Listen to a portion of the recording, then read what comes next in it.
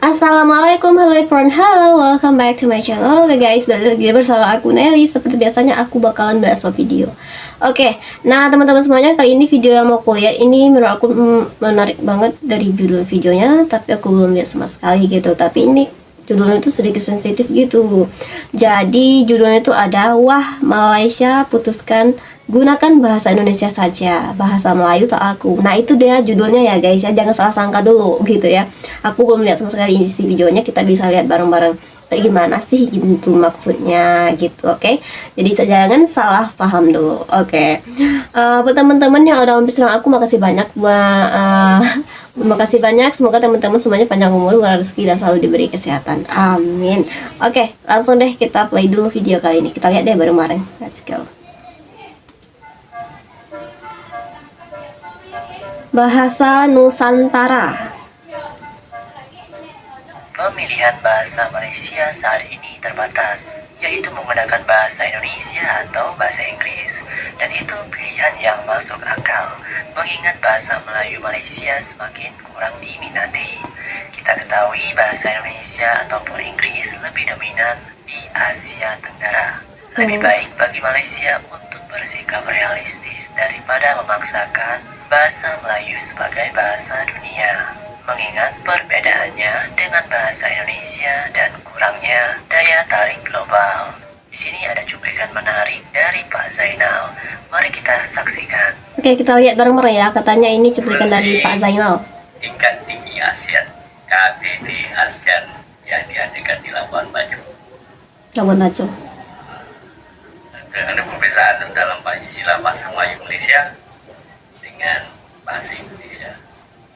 Bahasa Indonesia memilih KTT, Konferensi Tingkat Tinggi ASEAN. Sementara di Indonesia digunakan Sidang Kemuncak ASEAN daripada terjemahan bahasa Inggris.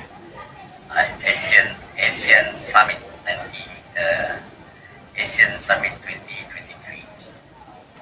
Jadi kalau menggunakan sidang kemuncak pun Kemuncak. Apa tuh kemuncak? Bagi Indonesia itu adalah Kemuncak. kecil persidangan itu. Itu salah sedikit perbezaan antara bahasa Melayu Malaysia dengan bahasa Indonesia. Oke. Kenapa saya pilih bahasa Melayu Malaysia? Kerana bahasa Melayu ini besar, digunakan di sebagian besar Sumatera, Betul. Kalimantan, serta Kepulauan Riau, Betul dan banget. Selatan Thailand, serta Singapura dan Brunei. Jadi itu saya pilih bahasa Melayu Malaysia. Di Malaysia bahasa yang digunakan adalah bahasa Melayu Malaysia. Jadi kalau kita rincikan memang orang-orang di Malaysia ni lebih faham bahasa Indonesia dibandingkan dengan orang Indonesia yang kefahaman terhadap bahasa Melayu Malaysia agak terbatas, walaupun majoriti perkataan bahasa Melayu mereka fahami, tapi ada istilah yang menggelirukan seperti perkataan budak.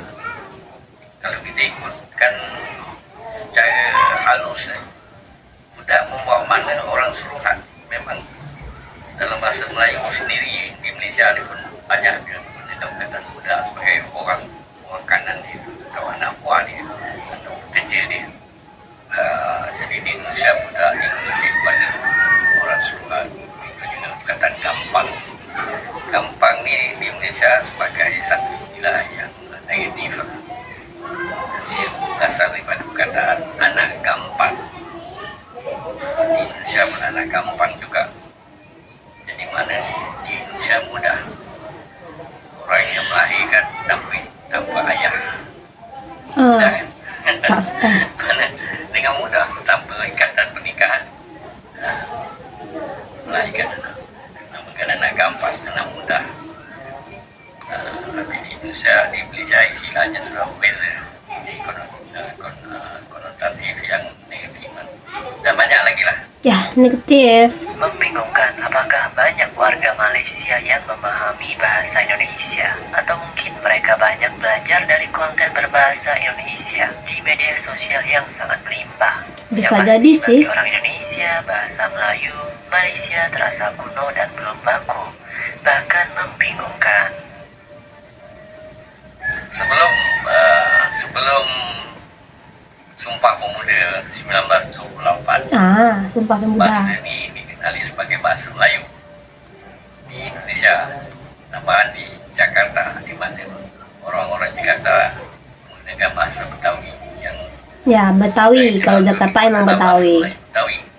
Lo, gue, nah itu Pembauran sama dan Betawi. masyarakat di antara daerah di seluruh Nusantara, termasuk Peranakan, termasuk orang-orang Arab, termasuk orang-orang Parsi, orang-orang yang berdagangan. Jadi dalam Sumpah Pemuda tahun 1928, orang-orang yang berjuang untuk menyatukan Indonesia itu Para pahlawan. mensyurkan bahasa Melayu sebagai bahasa perantara Indonesia lah. Tapi ditentang oleh berbagai pihak daripada luar daerah Melayu lah. Terutama orang Madura lah yang tidak senang dengan perkataan bahasa Melayu. Sebab mereka sedar akan permainan politik dunia. Oke. Semasa itu dia faham. Sebab pihak Barat tidak mau kita menyatu dengan satu bahasa yang besar. Kalau boleh dijadikan seperti India, negara yang besar yang tidak punya satu bahasa yang kokoh, dan akhir sekali mereka gunakan bahasa Inggeris. Jadi mereka tidak mau perpecahan berlaku di awal-awal pembentukan kesatuan Indonesia. Mereka faham akan permainan politik dunia. Dan hari ini kita boleh lihat di mana kalau kita gunakan istilah bahasa Melayu banyak yang menentang kerana permainan politik dunia yang tidak mau satu bahasa yang dominan di kalangan penduduk yang ramai. Kita berbalik kepada kepentingan ekonomi Barat. Perlu diketahui bahwa bukan hanya orang Madura ataupun Jawa, tetapi banyak suku non-Melayu juga tidak setuju dengan penggunaan nama bahasa Melayu. Penggunaan nama bahasa Indonesia tidak hanya untuk kepentingan Barat, melainkan untuk kepentingan bangsa dan negara Indonesia, yaitu Identitas, ya. persatuan. Indonesia melihat Malaysia sebagai antek atau kaki tangan Barat, terbukti dengan menunggu dan mendapatkan kemerdekaan dari Inggris. Jadi yang tidak mau bersatu dengan Indonesia atau Nusantara sebenarnya adalah Malaysia. Malaysia dapat dianggap sebagai pengkhianat Nusantara karena menolak bersatu dengan Indonesia. Dan mungkin pada saat itu, nama bahasa bisa diruningkan. Misalnya menggunakan nama bahasa Nusantara atau Iya juga bahasa sih ya. Indonesia Raya, yang jelas bukan bahasa Melayu. Mengingat keragaman suku yang banyak di Indonesia atau Nusantara. Nusantara.